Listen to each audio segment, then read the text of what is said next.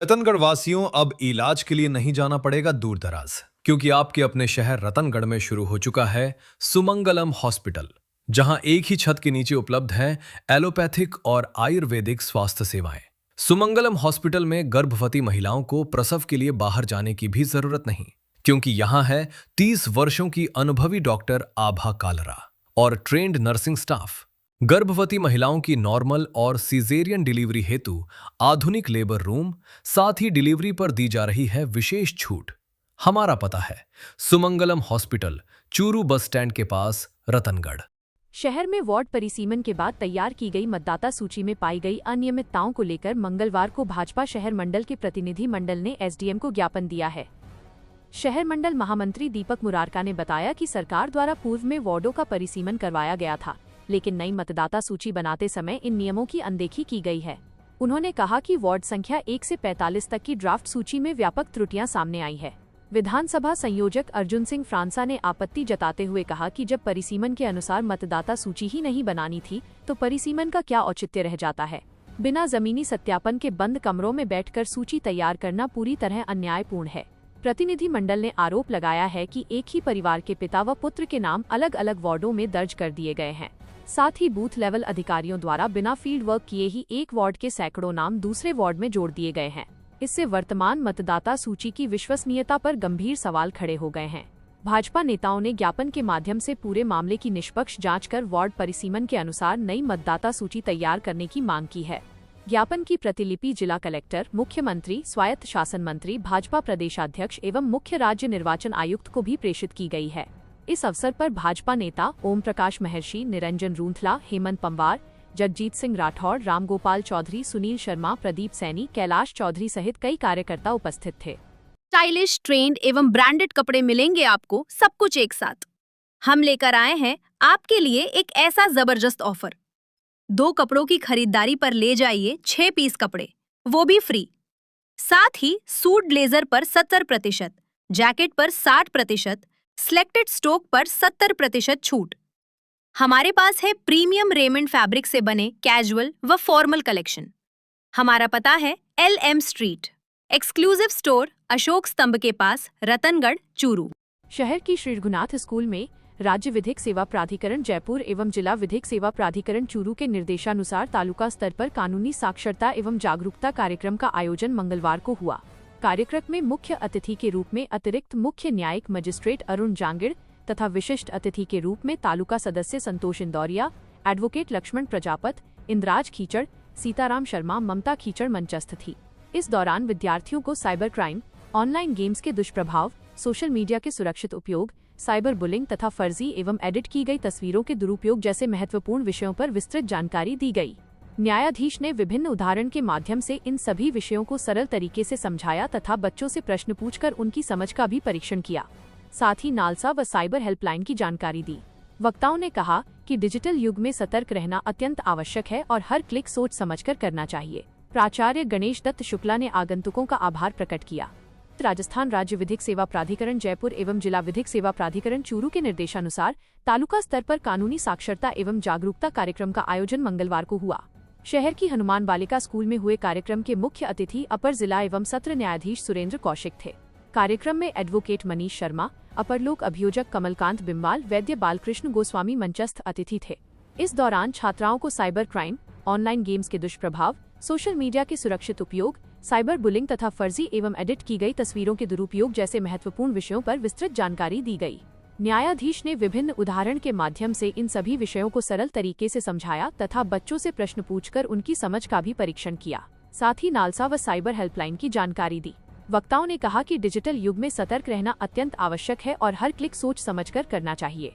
इस अवसर पर प्राचार्य मेघा शर्मा, पवन चोटिया सहित कई छात्राएं उपस्थित थीं। कार्यक्रम का संचालन राजेश शर्मा ने किया। भाजपा के गौरीसर मंडल के तत्वावधान में पंडित दीनदयाल उपाध्याय प्रशिक्षण महाअभियान का समापन सोमवार की शाम हुआ। रघुनाथ स्कूल के पास स्थित एक होटल में चल रहे 2 दिवसीय महाअभियान के दूसरे दिन सोमवार को प्रथम सत्र कार्य विस्तार की हमारी दृष्टि पर जिला प्रवक्ता ओम प्रकाश महर्षि ने कार्यकर्ताओं को संबोधित किया। इसके पश्चात भाजपा नेता एडवोकेट बजरंग गुर्जर, दीनदयाल पारीक, पूर्व प्रधान संतोष तालनिया ने भी अपने अपने सत्रों में कार्यकर्ताओं को संबोधित किया। इस दौरान पार्टी का 47वां स्थापना दिवस भी मनाया गया।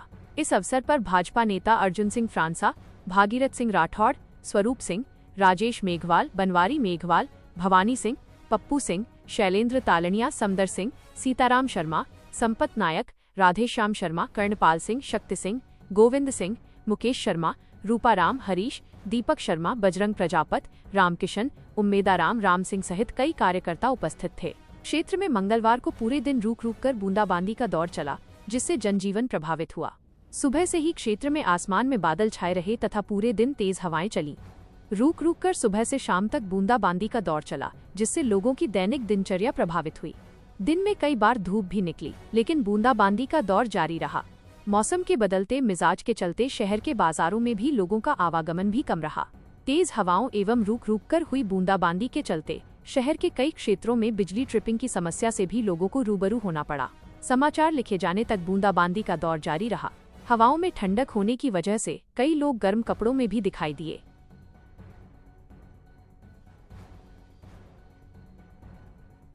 ग्रीष्मकालीन अवकाश में कटौती किए जाने के विरोध में मंगलवार की शाम शिक्षक लामबंद हो गए तथा नारेबाजी करते हुए उपखंड मुख्यालय पर प्रदर्शन किया।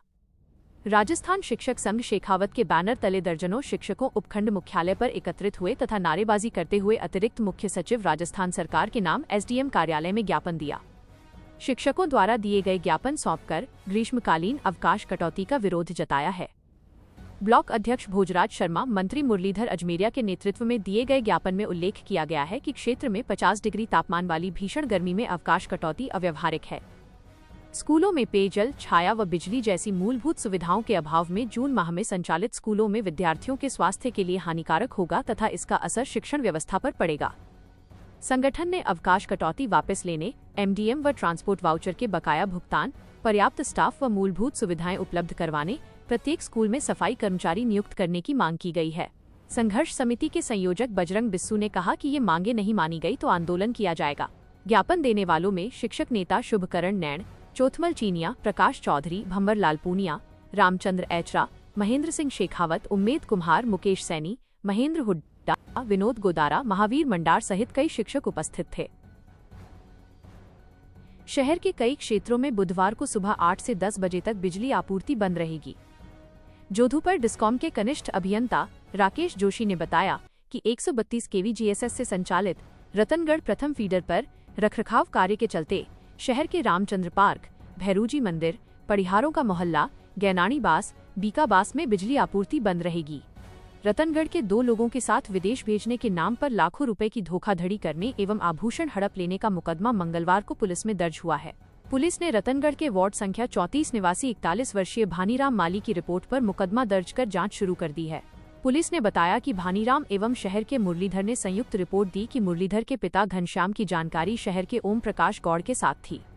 ओम प्रकाश द्वारा जनवरी 2024 में घनश्याम से कहा कि तुम्हारे पुत्र को विदेश भिजवा देता हूं, जिस पर उसने दीप्ति वर्मा व तुषार भाई से उनकी बात करवाई। इन लोगों ने जापान या इटली में अच्छा वेतन होने की बात कहते हुए 15 लाख रुपए का खर्च बताया।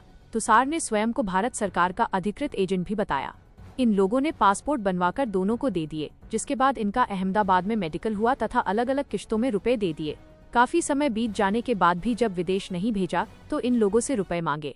8 जुलाई 2025 को ये लोग रतनगढ़ आए और ओम प्रकाश ने इन लोगों से उनका परिचय करवाया। इस दौरान इन लोगों ने कहा कि शीघ्र ही वीजा लगने वाला है और आप लोग बाकी के रुपए दे दो, जिस पर भानीराम ने कहा कि वो गोल्ड रखकर ब्याज पर रुपए लेगा। इन लोगों ने उसे गोल्ड उनके पास रखने के लिए कहा और जब रुपए आए तब सोना वापस ले जाना तथा ब्याज भी नहीं लगेगा। इनकी बातों में आकर भानीराम ने 110 ग्राम वजनी सोने के आभूषण इन लोगों को दे दिए। इसके बाद इन लोगों ने दोनों को सिंगापुर का वीजा देने की बात कहते हुए कहा कि डायरेक्ट इटली या जापान नहीं जा सकते। इसके बाद 12 जुलाई को ये लोग दिल्ली पहुंच गए तथा वहां से सिंगापुर चले गए। सिंगापुर में इन लोगों को एक होटल में रुकवा दिया, जिसका खर्च भी इन लोगों ने ही वहन किया। इन्हें ना तो सिंगापुर में काम मिला और ना ही इन लोगों को जापान या इटली भेजा। टूरिस्ट वीजा पर गए ये लोग नवंबर माह में स्वदेश लौट आए। अब ये लोग न तो रुपए लौटा रहे हैं और न ही इनके आभूषण दे रहे हैं। पुलिस ने मामला दर्ज कर जांच शुरू कर दी है। मामले की जांच सीआई गौरव खिड़िया कर रहे हैं।